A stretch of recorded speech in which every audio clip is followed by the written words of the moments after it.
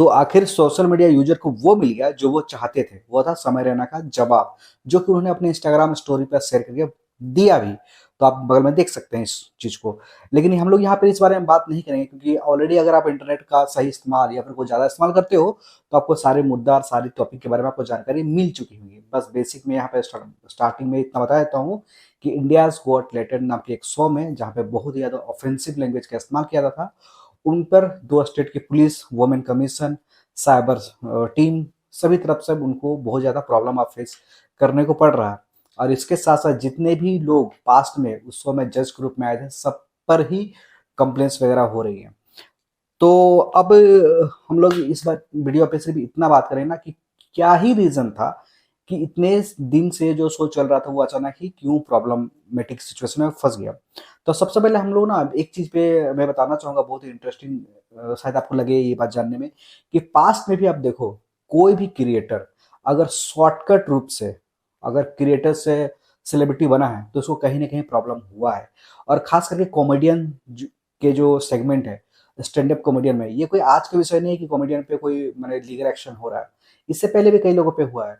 और अगर हम लोग इसमें एक और चीज समझेंगे तो मैं आप ऑलरेडी बता दूं कि जिस तरह के ऑफेंसिव लैंग्वेज और डार्क स्टेटमेंट वहां पर शो में यूज होते थे, तो एक सर्टेन टाइम के बाद आप वहां पे कॉमेडी आपको फील नहीं होगा। आप बस ये सोचोगे, देखो देख पाओगे पूरे का पूरे शो में कि कौन किससे ज्यादा ऑफेंसिव स्टेटमेंट दे सकता है, और उसी पे लोग हंसते हैं। ये एक टाइम के बाद आपको भी शायद समझ में आए कि ऑफेंसिव स्टेटमेंट देना और कॉमेडी करना दोनों एक कैसे है, दोनों टोटली डिफरेंट चीजें हैं।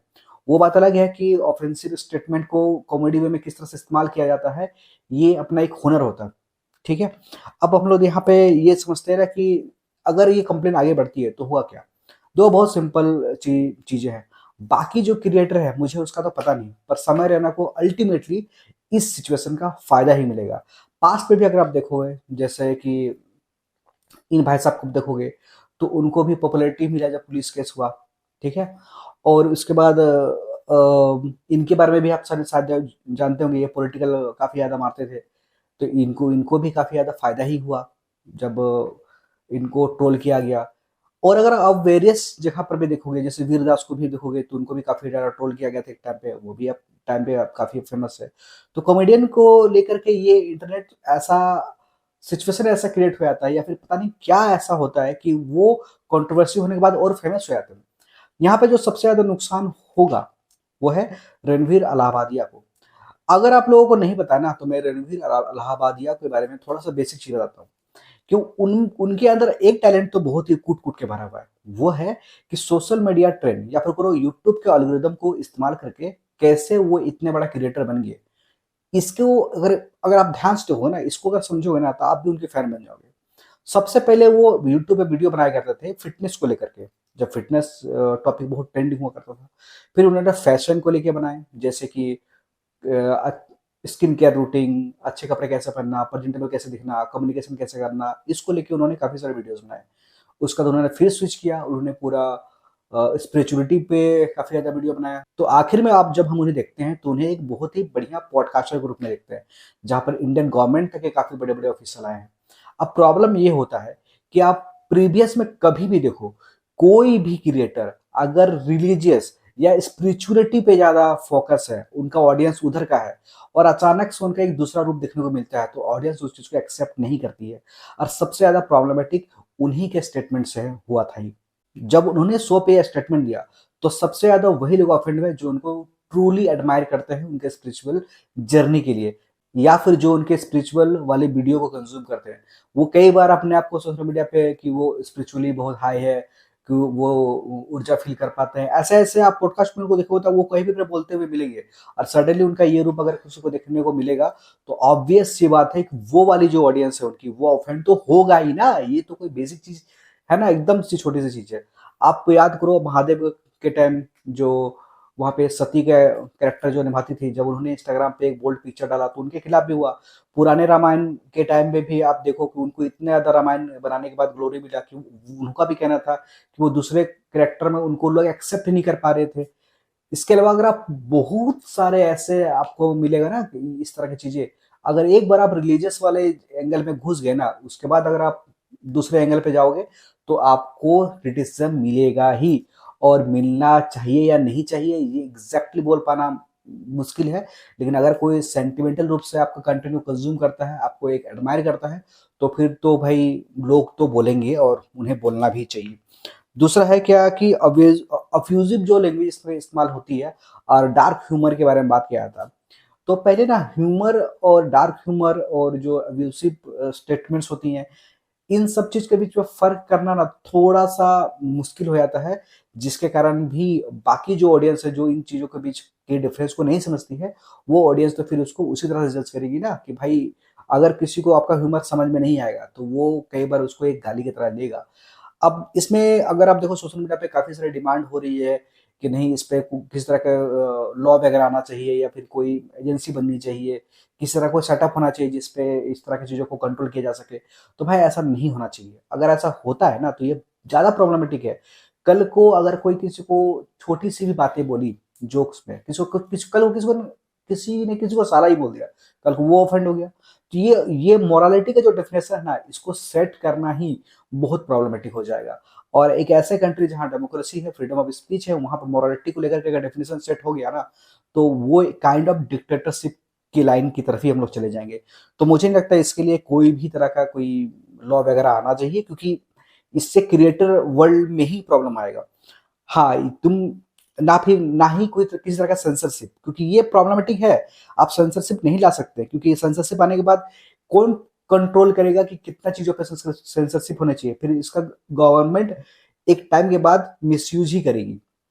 दूसरा होता है कि जो भी इंटरनेट पे और भी जो उनके सपोर्टर है वो बोल रहे हैं कि जो कॉमेडियन को पकड़ना इतना बड़ा नेशनल इशू बन गया कि बाकी सारे नेशनल इशू का क्या। ठीक है, तो भाई इसका बहुत सिंपल लॉजिक है। कोई भी कंट्री जो भी ऑपरेट करती है, कोई भी, आप अपने फैमिली पे सोच लो ना।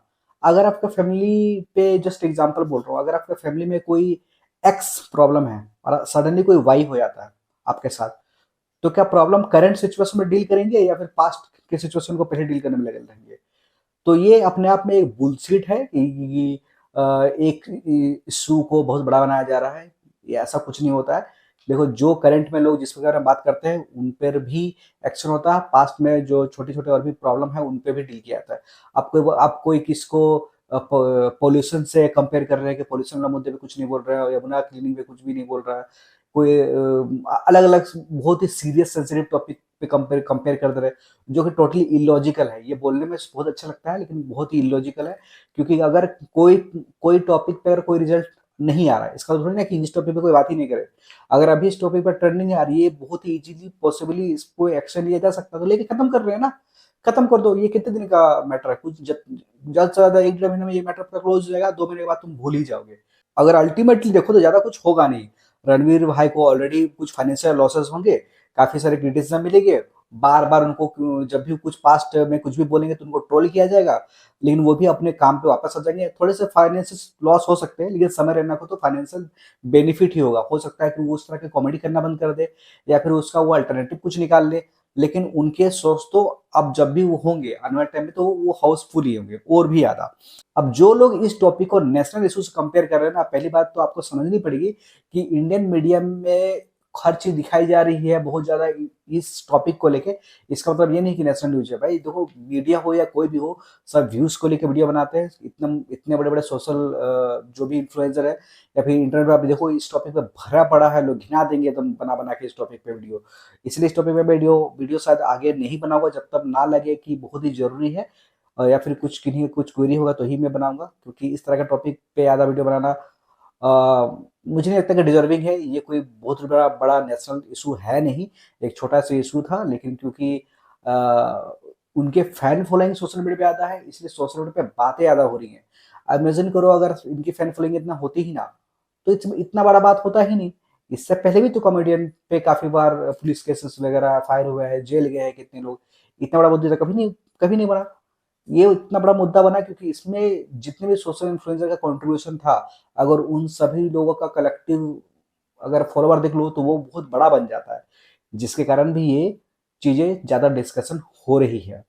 मीडिया इसको ऐसा प्रेजेंट कर रही है क्योंकि मीडिया को पता है कि ये एक ट्रेंडिंग टॉपिक है और सब कुछ आज के टाइम में व्यूज के कारण होता है। तो कोई भी अपने व्यूज बढ़ाने के लिए, सब्सक्राइबर बढ़ाने के लिए इस तरह के कंटेंट पे कंटेंट दबा के बनाते जा रहे हैं, तो वो इसको कभी भी एक नेशनल इशू के तौर पे नहीं देखना चाहिए, क्योंकि दुनिया के तो बाकी हिस्सों में जहाँ पे हिंदी नहीं बोली जाती वहाँ को तो पता भी नहीं है, और हम सिर्फ हिंदी जहाँ जितना दूर में सीमित है, हम लोग वहाँ पे कोई भी टॉपिक होते हैं तो हम लोग फट से उसको नेशनल इशू समझने लगते हैं। तो ऐसा नहीं है, क्योंकि साउथ का लोग, साउथ में जो बैठे हुए हैं, नॉर्थ ईस्ट में जो बैठे हुए हैं, या फिर जो भी और अदर स्टेट में बैठे हुए हैं जहाँ पे हिंदी नहीं बोली जाती, या फिर हिंदी कंटेंट नहीं देखा जाता, क्या वो नेशनल इंडिया में नहीं आती है क्या? जब उनके लिए वो कंसर्निंग जो है, क्या जरूरी है कि ये उनके लिए भी कंसर्निंग है? तो ये समझना होगा ना कि यार इतनी छोटी छोटी बातों को नेशनल इशू का टैग मत दे दो। बाकी न्यूज है, करने दो, बोलने का तो न्यूज फोर्थ पिलर होता है, पर सबको पता है कि वहां पर भी फोर्थ पिलर जो है हमारा मीडिया, वो अंदर से है तो खोखला ही। अब प्रेस के बारे में क्या ही बोलूं, शाहरुख खान के बेटे को लेकर इतना बड़ा न्यूज बना है, आज तो वो बाहर है। एलिस यादव को लेकर इतना बड़ा न्यूज बना, आज तो वो इजीली बाहर है, और पॉपुलैरिटी तो उनकी गेन ही हुई है, नुकसान तो उन्हें कुछ नहीं हुआ। तो कुछ नहीं, कुछ समय बाद सब बाहर होंगे, समय रहना के शो भी वापस खचाखच भरने लगेंगे। थोड़ा सा लैंग्वेज वगैरह में, टॉपिक में, पैटर्न में चेंजेस तो होंगे ही, ऐसा होता ही है, लेकिन ये उन लोगों के लिए बहुत अच्छा है, उन सभी लोगों के लिए जो शॉर्टकट यूज करते हैं सोशल मीडिया पे, सिर्फ ऑफेंसिव और वल्गैरिटी को प्रमोट करके जो सोशल मीडिया पे फॉलोवर गेन करते हैं, उन लोगों के लिए सबक है। अब जो नए क्रिएटर आएंगे वो सोचेंगे इस बारे में करने से, नहीं तो जिस तरह से वल्गैरिटी इंस्टाग्राम और यूट्यूब पे फैली हुई थी, क्रिएटर कुछ भी बना रहे थे, कुछ भी लिटरली, कि फेमस होने के लिए, तो वो भी अब थोड़ा बहुत कम होगा। लेकिन सबसे ज्यादा बुरी बात यह है कि अभी समय के साथ अगर जो भी हो रहा है, और इस सारी चीजों को अगर देखा जाए, तो इसके साथ साथ उन सारे लोगों को भी लपेट देना चाहिए था जो बाकी जो इंडिविजुअल कंटेंट क्रिएटर है, जो कि वल्गैरिटी को प्रमोट करते हैं, सबको इसी टॉपिक में लपेट देना चाहिए था। और अगर वो लपेट नहीं पा रहे हैं तो ये हमारी तुम्हारी जिम्मेदारी है, और प्रॉब्लम हमारी तुम्हारी भी है ना। अब कुछ लोग कहते हैं कि भाई इस तरह के कंटेंट तो लोग देख रहे थे तभी बना रहे थे। नहीं, लोग तो बहुत कुछ देखते हैं, ठीक है, जो गवर्नमेंट ने बैन कर रखी है, तो क्या करें, वो सारी चीजें भी यूट्यूब में डाल देनी चाहिए, क्योंकि लोग देखते हैं। भाई लोग कुछ देखते हैं, इसका मतलब ये नहीं कि कोई चीज सही हो जाता है। तो चलो इसी के साथ इस टॉपिक को ये क्लोज करते हैं, कोशिश करते हैं कि ये सबके साथ अच्छा ही हो, और अल्टीमेटली हमें एक अच्छा रिजल्ट मिले, जिससे कहीं ना कहीं सोशल मीडिया के जो क्रिएटर है उनका भी, के लिए भी कुछ पॉजिटिव चीजें हो, और जो बनना चाहते हैं फ्यूचर में उनके लिए भी पॉजिटिव चीजें हो।